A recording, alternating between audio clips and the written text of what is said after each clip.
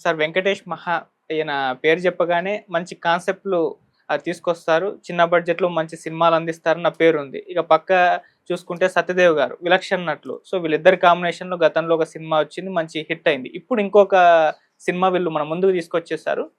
Already first look posters కావచ్చు, trailers కావచ్చు, ఇవన్నీ చూసినప్పుడు ఇది ఒక మంచి కాన్సెప్ట్ అని చెప్పేసి అందరిలో కలిగింది. మరి ఇవాళ థియేటర్‌లో రిలీజ్ అయింది కాబట్టి 'రావ్ బహదూర్' మీకెలా అనిపించింది? మీ రివ్యూ ఏంటి సార్ ఈ సినిమా మీద? సినిమా ఎవరికెలా అనిపించినా గానీ, కొంత కొన్ని సెన్సిబిలిటీస్ ఉన్నాయి సినిమాలో. హ్మ్. అందులో ఒకటి వర్ణ వివక్ష. వర్ణము అంటే కులము మాత్రమే గాదు, రంగు కూడా. హ్మ్. ఈ సమాజంలో కుల వివక్ష ఉంది, రంగు వివక్ష కూడా కలదు. అందుకని బ్రాడర్‌గా వర్ణ వివక్ష అనేది ఉంది. దానికి సంబంధించి మనం ఏదో మాట్లాడుకోవటానికి నలుపు నారాయణ స్వరూపం అని మాట్లాడుకుంటారు గానీ, నల్లగా ఉన్న వాళ్ళ పట్ల ఒక ప్రత్యేకమైనటువంటి హీన దృష్టి కలిగి ఉండటం అనేది ఉంది సమాజంలో. అది ఈ సినిమాలో ఒక అండర్ లేయర్‌గా నడుస్తుంది. ఆ కాన్సెప్ట్ కూడా.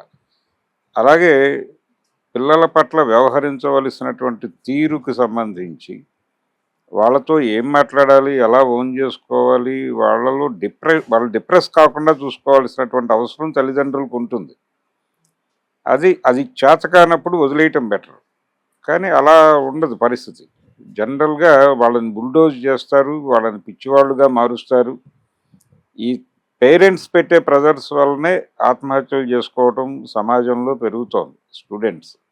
అంటే వీళ్ళే టార్గెట్స్ ఫిక్స్ చేసి, వీళ్ళే డెసిషన్స్ చేసేసి, వీళ్ళే బుల్డోజ్ చేసేసి వాళ్ళని మానసికంగా రా వాళ్ళని ఎదగనివ్వకుండా చేయటంలో కూడా తల్లిదండ్రుల పాత్ర క్రియాశీలకంగా ఉంటుంది.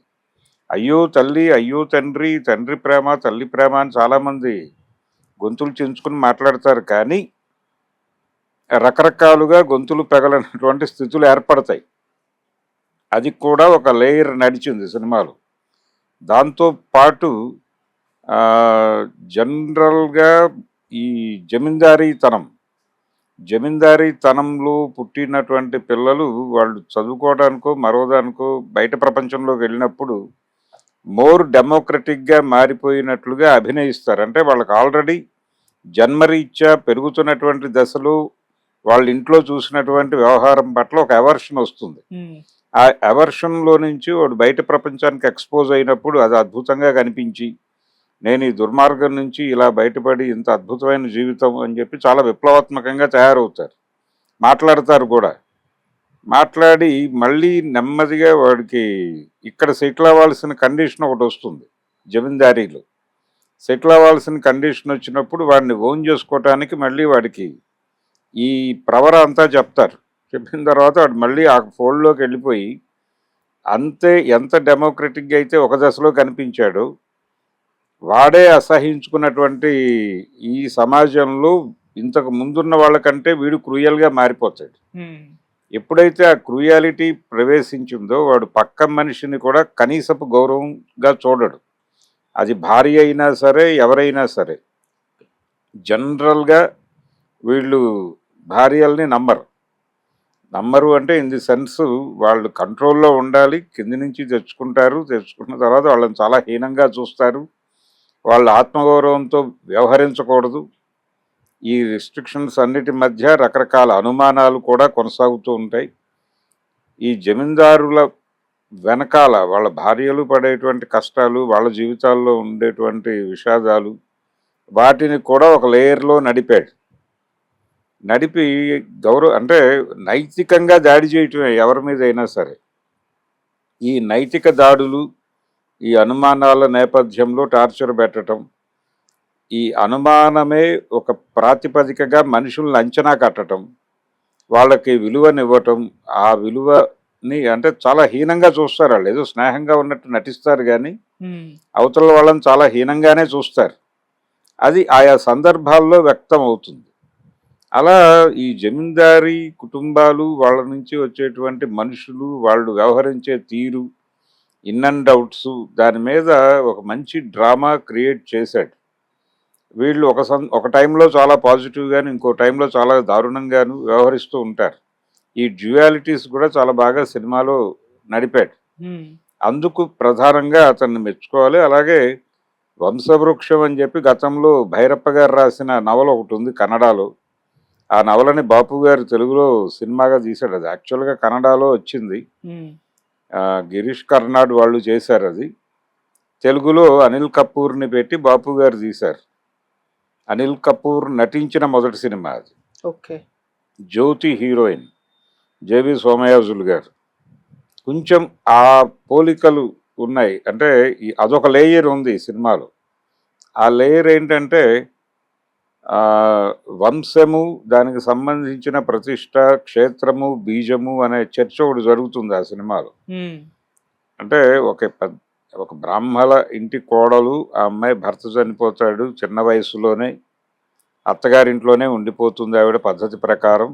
అత్తగారింట్లో ఉంటూ చదువు కొనసాగించాలి అనుకుంటుంది. ఉమ్, ఆ అమ్మాయిని చదువుకోవడానికి కాలేజీకి పంపిస్తారు. అక్కడ ఒక లెక్చరర్తో ఆవిడకి ప్రేమ ఏర్పడుతుంది. ఆ ప్రేమని ఆశీర్వదించే పరిస్థితుల్లో ఇక్కడ మామగారు ఉండరు. అక్కడ అమ్మాయి ఆ ప్రేమని కాదనే పరిస్థితిలో ఉండదు. ఇక్కడ కొడుకుంటాడు చిన్నపిల్లాడు, వాడిని ఇచ్చేస్తే నేను వెళ్ళిపోయి నా బతుకేదో నేను బతుకుతాను అంటే, వీడు క్షేత్ర బీజ ప్రాధాన్యతలను బట్టి వీడు మాకు చెందుతాడు తప్ప నీకు చెందడు. సో వీడిని వదిలేసి నువ్వు వెళ్ళిపో, నీ దానికి మేము అభ్యంతరం ఏం చెప్పమంటాడు ఆ మామగారు. కొడుకుని వదిలేసి వెళ్ళిపోతుంది. వెళ్ళిపోయిన తర్వాత ఆ అమ్మాయికి అక్కడ పిల్లలు కలగరు.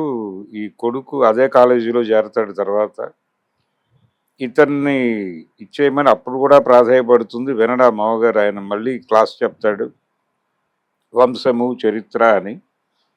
తీరా ఆ వంశంలో ఈయనకంటే ముందు తరంలోనే కలుషితం జరిగింది అనేది ఆ వంశవృక్షం పటం పడిపోయినప్పుడు తెలుస్తుంది ఆయనకి. దాని వెనకాల ఒక లెటర్ ఉంటుంది. ఆ లెటర్ ఫస్ట్ టైం చూస్తాడు ఆయన. చూసి వెరిఫై చేసుకుంటే తన వంశం కలుషితం అయిపోయింది అనే జ్ఞానం వచ్చి వెళ్ళి సారీ చెప్పడానికి వెళ్తే అమ్మాయి చనిపోయి ఉంటుంది. అలా నడుస్తుంది అది. అంటే ఈ ఫేక్ వాల్యూస్ పట్టుకుని మనుషులు అవతల మనుషుల్ని ఎలా చావగొడతారు అనేది, అది కూడా ఒక లేయర్ నడిచింది ఈ సినిమాలో. ఉమ్, ఇలా భిన్నమైనటువంటి లేయర్స్ ప్రధానంగా ఒక, అంటే సమాజంలో ఒక గౌరవప్రదమైన వర్గము కులీనులు అంటారు. ఈ కులీన వర్గము కింది వర్గాల మీద దాడులు చేయటం, వాళ్ళ పట్ల వివక్ష ప్రదర్శించటం ఎలా నడుస్తుంది అనేది సినిమాలో రకరకాలుగా ఆవిష్కరించే ప్రయత్నం చేశాడు.